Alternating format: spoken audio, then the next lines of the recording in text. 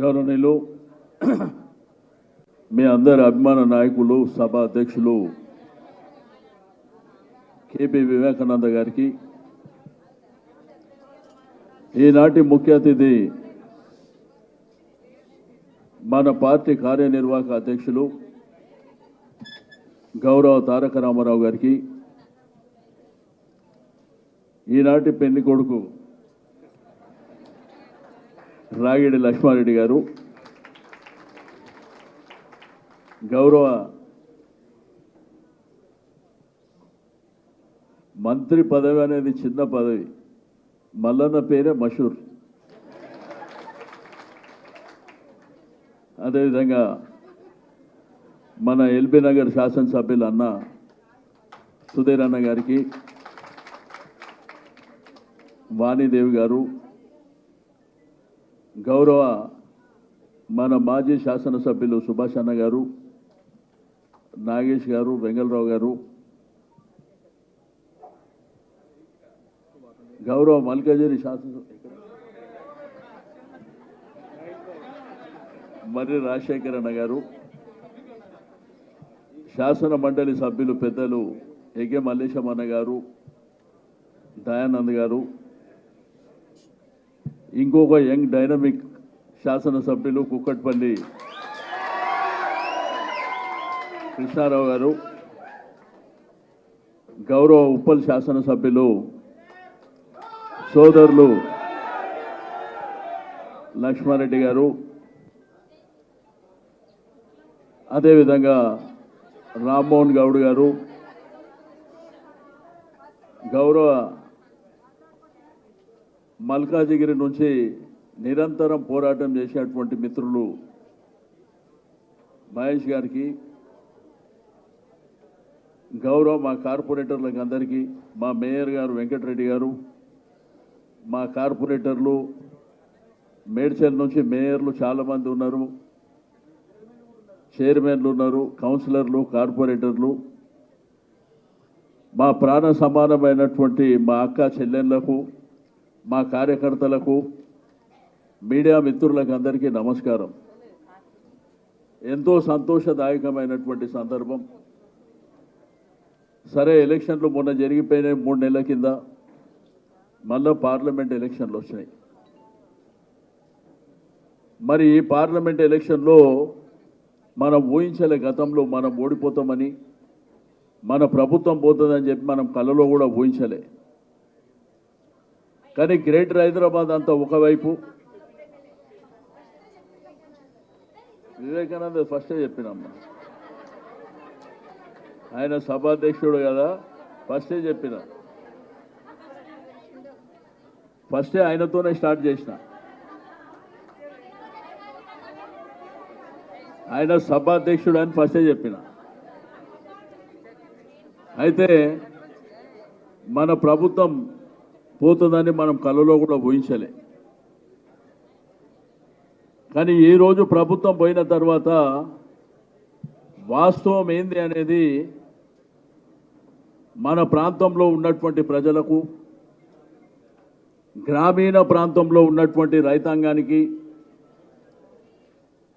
అదేవిధంగా ప్రజలందరికీ ఈరోజు అర్థమవుతుంది కేసీఆర్ గారి ప్రభుత్వం లేకపోతే రాష్ట్రం ఎట్లుంటుందో ఈరోజు కండ్ల ముంగట కనిపిస్తుంది అందుకే గ్రామాలలో ఇప్పుడే స్టార్ట్ అయిపోయింది మన్ను మోసుడు దుమ్ము మోసుడు మహారాజు కేసీఆర్ గారిని ఎందుకు ఓడగొట్టుకుంటున్నాం అనేటువంటి బాధ ఈరోజు గ్రామాలలో స్టార్ట్ అయింది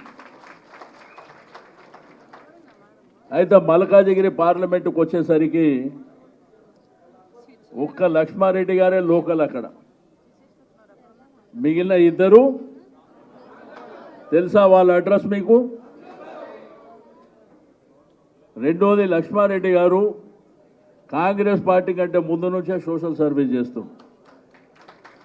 మా మల్లన్న ఏం చెప్పిండు నాకంటే చాలా మంచోడు అని చెప్పిండు గొప్పోడు అని చెప్పిండు మా కేతమ్మ మాట్లాడింది చూసినా నేను నీలక మాట్లాడితే ఇక కాంగ్రెస్ కాదు కదా ఎవడి రాష్ట్రంలో ఉండడు. ఎందుకంటే నీ కడుపు బాధ ఏంది అనేది, ప్రజల బాధ ఏంది అనేది కొట్టొచ్చినట్టు కనిపిస్తుంది.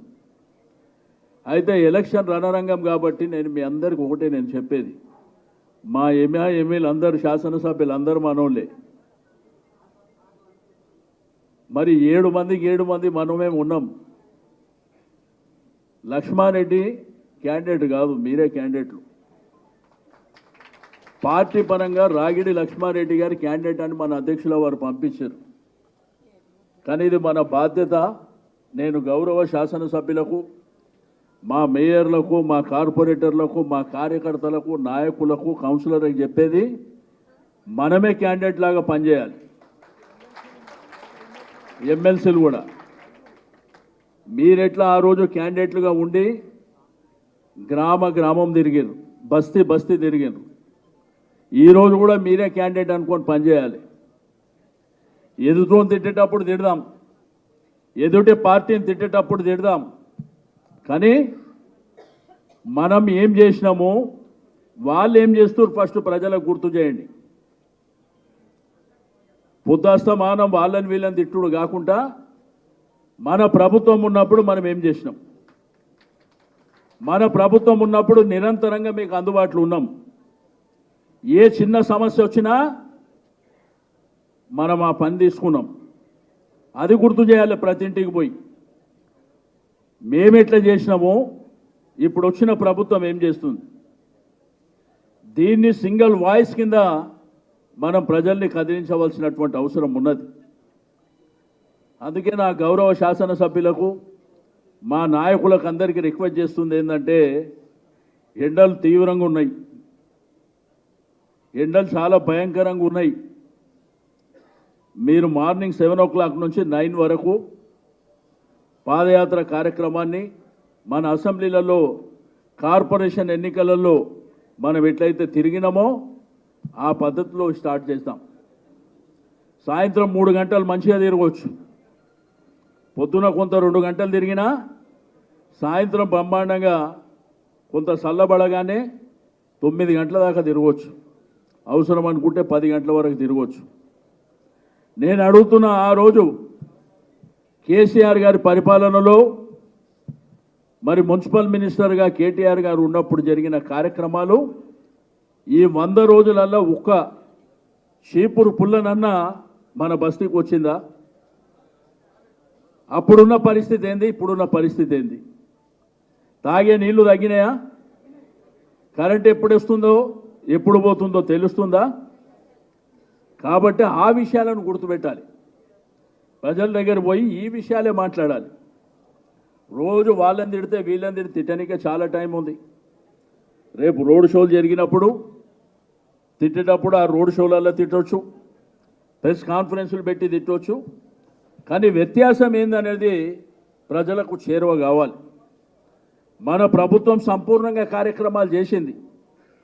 ఇదే గ్రేటర్ హైదరాబాద్లో పెళ్ళైనా, పేరంటమైనా, సావైనా, మంచి అయినా, చెడైనా ఒక రోడ్డు నుంచి ఇంకొక రోడ్డు పోవాలంటే భయంకరమైనటువంటి కష్టాలు పడుతుండే.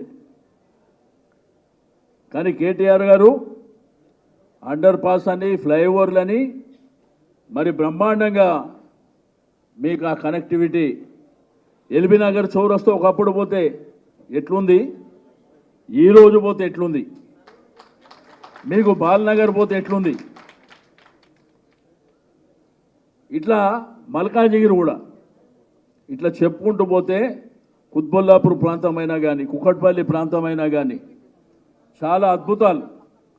ఒకప్పుడు మన ప్రాంతానికి తాగడానికి నీళ్ళంటే 5 రోజులకు వస్తుందా తెలియదు, 10 రోజులకు వస్తుందా తెలియదు. ఒక్క ట్యాంకర్ వస్తే చుట్లు పట్టుకొని కొట్లాడుకునే పరిస్థితి గత 10 సంవత్సరాల కింద ఉండే. మళ్ళా అదే పరిస్థితి తీసుకొస్తారు. కాబట్టి మీకు అందరికీ నేను ఒకటే చెప్తున్నా, ధైర్యంగా రాజకీయాలలో ఉండమే, ధైర్యంగా ఉండి పోరాటం చేయాలి. అందరం ముందుకెళ్దాం. జరిగేటి అన్నీ జరుగుతుంటాయి. కానీ ఈరోజు మనం చెప్పుకోవడానికి 100 ఉన్నాయి, కానీ వాళ్ళు చెప్పుకోవడానికి ఏం లేవు. వాళ్ళు పొద్దున్న లేస్తే మనం తిట్టడం తప్ప వాళ్ళు ఏం చేసిరో కదా కావాలి. వాళ్ళు మనం తిట్టుడు, మనం వాళ్ళని తిట్టుడు కాదు. అల్టిమేట్గా మధ్యలో ప్రజలు ఉన్నారు. ఆ ప్రజలకు ఎవరు మేలు చేసిరు అనేదే మనకు అత్యంత అవసరమైనటువంటి సందర్భం అని చెప్పి నేను ఈ సందర్భంగా తెలియజేస్తున్నా. ఇదే మా 7 మంది ఎమ్మెల్యేలు, 4 ఎమ్మెల్సీలు, మా ఇన్ఛార్జులు, 5 మా మేయర్లు, మా కౌన్సిలర్లు, కార్పొరేటర్లు. మీరు తలుచుకుంటే వేరేవాడు వస్తాడా? కానీ మీరు ఇది మీ ఎలక్షన్ అనుకోండి. మీరు ఏం చేశారంటే ఇది రాగి లక్ష్మణరెడ్డి ఎలక్షన్ అనుకుంటారు. కాదా, అది మన ఎలక్షన్.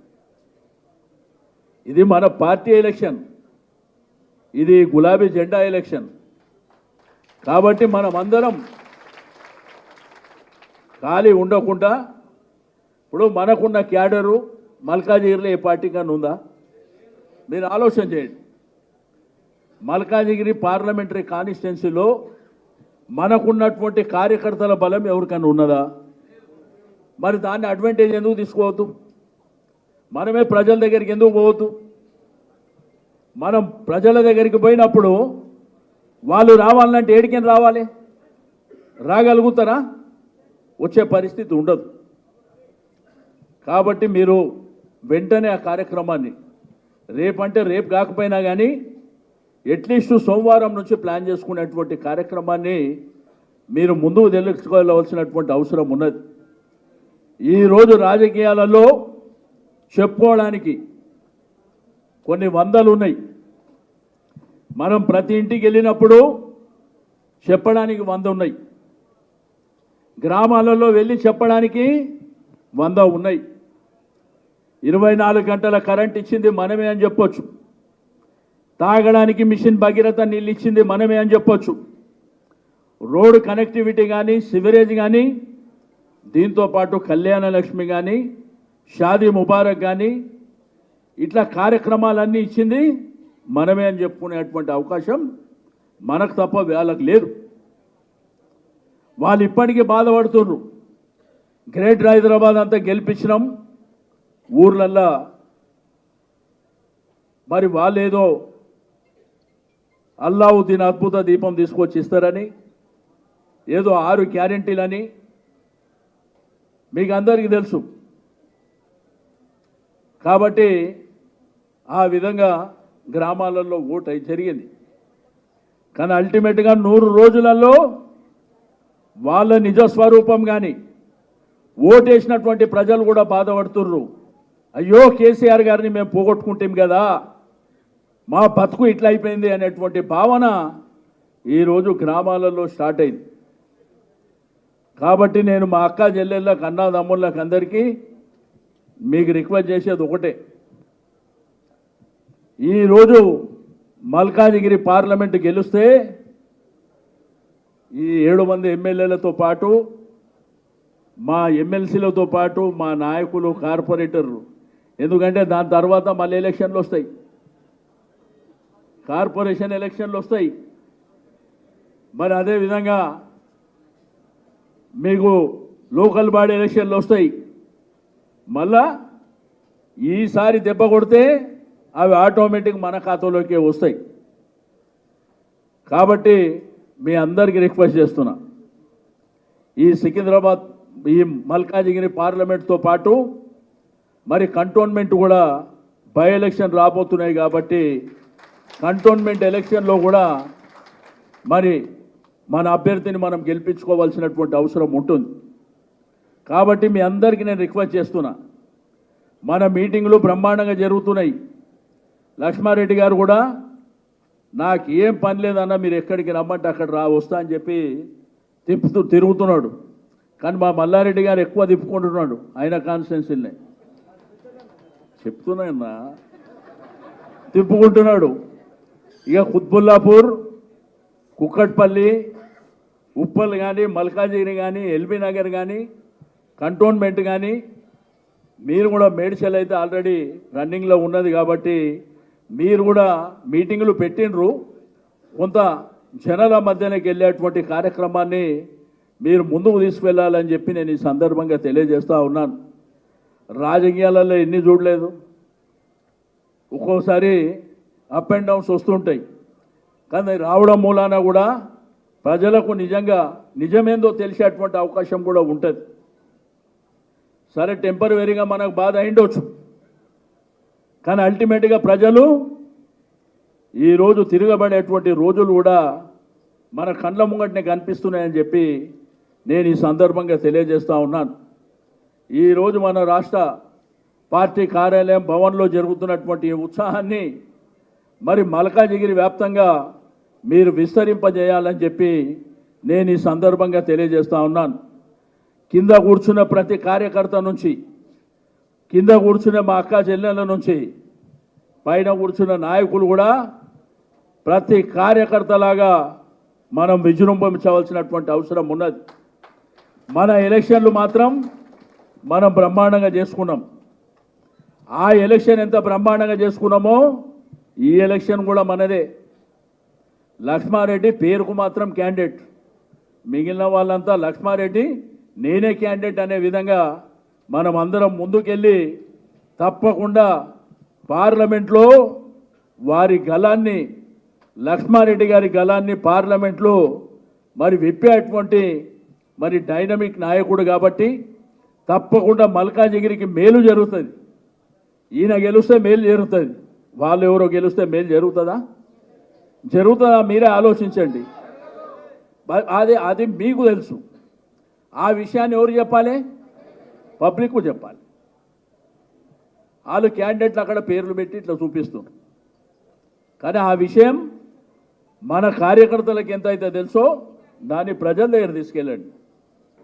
ప్రజల దగ్గరికి పోయి, ఇగో మా లక్ష్మారెడ్డి గారి ఇల్లు ఈడా, నువ్వు అడగకముందే వాళ్ళు చెప్తారు, మాకెందుకు తెలియదా బాబా ఆయన ఉప్పల్లో ఉంటాడు అని చెప్పి వాళ్ళు చెప్తారు. అట్లా ఇంటింటికి పోయి ఆ కార్యక్రమాన్ని జయప్రదం చేసి మన అభ్యర్థిని గెలిపించుకోవాలని చెప్పి నేను ఈ సందర్భంగా కోరుకుంటూ, మరి ఈరోజు పెద్ద ఎత్తున ఈ కార్యక్రమంలో భాగస్వామ్యమైనటువంటి అక్కా చెల్లెళ్లకు, అన్నాదమ్ముళ్లకు, మరి రంజాన్ ఉన్నా కానీ మా ముస్లిం సోదరులు కూడా ఇక్కడ ఈ కార్యక్రమంలో భాగస్వామ్యమైనారు. వారికి కూడా ఈద్ ముబారక్ బోల్తేవే. మీ అందరికీ కూడా మరొకసారి అభినందనలు తెలియజేస్తూ సెలవు తీసుకుంటా ఉన్నాను. జై తెలంగాణ.